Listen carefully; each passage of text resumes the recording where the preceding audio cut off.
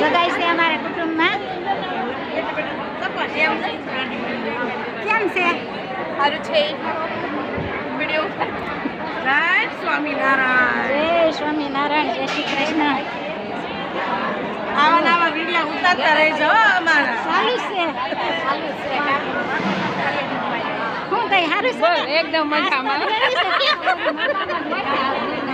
આજ તો દીકરીની હગાઈ છે તો રેડી જ હોય ને. એકદમ મજામાં છે. સરસ મજાના મહેમાન થઈ ગયા છે. હું ભાનુમાં જય સ્વામિનારાયણ. હારું છે ને? જય સ્વામિનારાયણ બોલે એમ કે છે. જય સ્વામિનારાયણ. જય સ્વામિનારાયણ. બધાને જય શ્રી કૃષ્ણ. જય સ્વામિનારાયણ. જમણવાર પણ સામે સારું થઈ ગયું.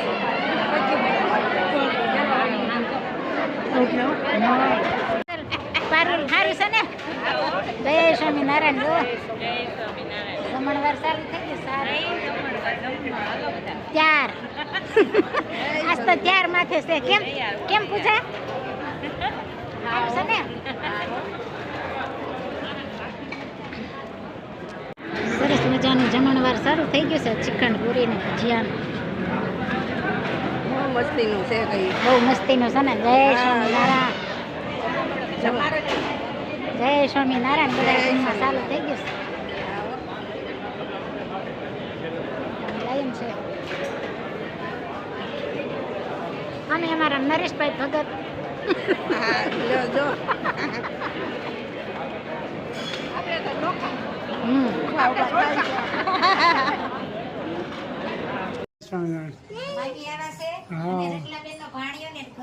બરાબર. હા હા હા, એને વિડીયો જોયા હતા બધા. સુરત ને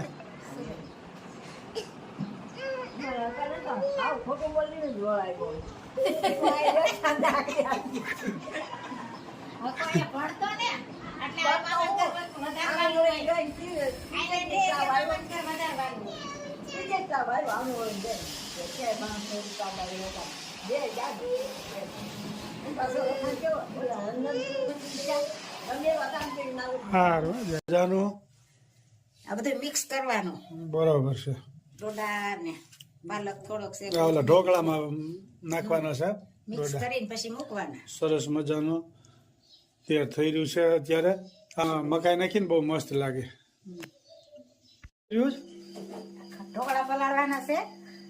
હા હા, એ ઓલા આ તો વિલાયતી. વિલાયતી. હા, પીળા કલરના ઢોકળા ઓલા દેશી હતા. વિલાયતી. અને મકાઈ ભેળવવાની છે ને પાછી. મકાઈ લીધી છે. મકાઈ બહુ સ્વાદિષ્ટ લાગે અને મકાઈના તો એટલા બધા સ્વાદ આવે એની કોઈ જવા દો વાત. વિડીયો જોવા વાળાને એમ થાય કે આ ઢોકળામાં તળી પાક દઈશ, પણ અમારે કામ જ આ છે બધું. બની રહી છે આજે દેશી નહીં, આજે વિલાયતી ઢોકળા કહેવાય. હળદર, ખમણ, નિમક અને એમાં મેથી નાખવાની થોડી. આમાં મેથીના પાન પણ નાખી શકાય. એમાં 3 ચાલ્યા ચોખા ને 1 ચાલ્યો ચણાની દાળ એ રીતે દળવાનું. અને પલાળીને કરવા હોય ને તો એ રીતે પલાળવાનું. બરોબર. તો દળીને બનાવી છે. બહેનો ખાસ રેસીપી જોઈજો. આ બધું અમે આ રીતનું બનાવીએ છીએ. કઈ રીતનું ભેળવ્યું છે આમાં, પણ એટલો બધો સ્વાદ આવે એની વાત જવા દો. આમ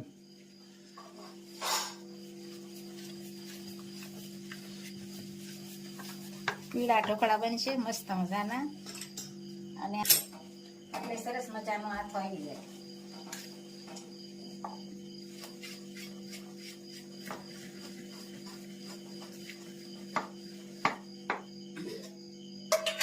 આમાં પાણી, ગરમ પાણી અને છાશ નાખવાની. ખૂબ સરસ મજાના ઢોકળા બની રહ્યા છે ભાઈ. ભોજન ઢોકળા ભાવતા હોય કેમ કરશો. હમણાં તે અમારે ઢોકળા ઉપર જ હાલે છે. ચાર પાંચ ઢોકળા સાંભળી જાય. નહીં, મસ્ત બને છે, એટલે સ્વાદિષ્ટ બને છે, ખાવાની મજા આવે. તો આ રાબડું તૈયાર અને ટાંકી દેવાનું. બરોબર. 3-4 ટોકરું ટાંકી દેવાનું. અને કેટલી કલાક રાખવાનું? અને કાલ બપોરે બનાવવાનું છે. ભાઈ કાલ બપોરે ઠેઠ ખમણ થવાના હોય, એ અત્યારે પલાળવું પડે, એનો હાથ આવી જાય ને તો, હા, તો આ અને તો સ્વાદ આવે. તરત ને તરત સ્વાદ ન આવે. એટલે આપ જોઈ શકો છો. પછી 18 કલાક જવા દેવી પડે. અને સાંજે કરવા હોય ને તો સવારે વહેલું પલાળવાનું. બરોબર. અંદાજિત 18 કલાક આ રહેવા દેવાનું તપેલું ઢાંકેલું. ત્યાર પછી જ ઢોકળા સ્વાદિષ્ટ બને, એ ખાસ નોંધ લેવી. હા. મસ્ત મજાના ઢોકળાનું પલાળાઈ ગયું છે. ખમણની રેસીપી છે આ. સરસ મજાના ખમણ બની જશે ભાઈ. મિક્સ કરવાનું. આ સાજીના ફૂલ અને લીંબુનો રસ અને આ મકાઈ, ધાણા અને મેથી અને પાલક. ઘણી વસ્તુ ભેળવીશ. એકદમ સ્વાદિષ્ટ ભાઈ ખમણ બની રહ્યા છે. બેનો બધી કોમેન્ટ કરજો. સરસ મજાની બહેનો કોમેન્ટ કરી રહ્યા છે. બધી બહેનોનો ખૂબ ખૂબ આભાર. મિક્સ સરસ કરવાનું. મજાનું બની રહ્યું છે. અને ખમણે પણ ખમણ ને ઢોકળામાંથી તમને મજા આવે છે ખાવાની. મસ્ત મજાના પીળા ખમણ. ખૂબ સરસ મજાના ઢોકળા બની રહ્યા છે. મિક્સ થઈ ગયું. આમાં પાણી મૂક્યું છે. આમાં તેલ લગાવી મૂકવાના આવે.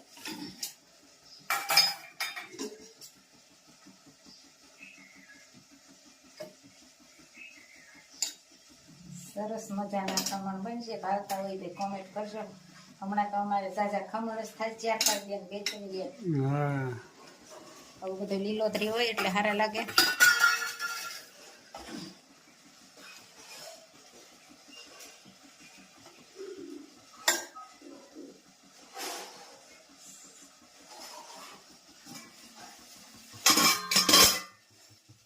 સરસ મજાની ડીશ મુકાઈ ગઈ છે. અને તીખા ખાવા હોય ને તો ઉપર જરા જરા ચટણી પણ નાખવાની.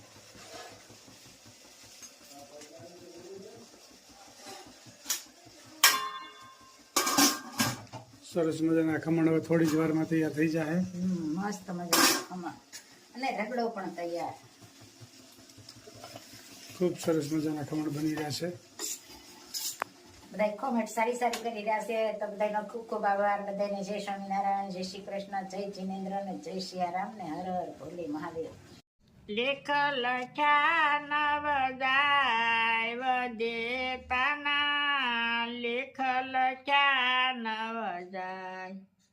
રાજા દશરથ ને 4 દીકરા. રામ તે વનમાં કેમ જાય વદેતાના. લેખ લખ્યા નવ જાય. માતા કુંતાને 5 દીકરા. દ્રૌપદી કેમ લૂંટાય વદેતાના. લેખ લખ્યા નવ જાય.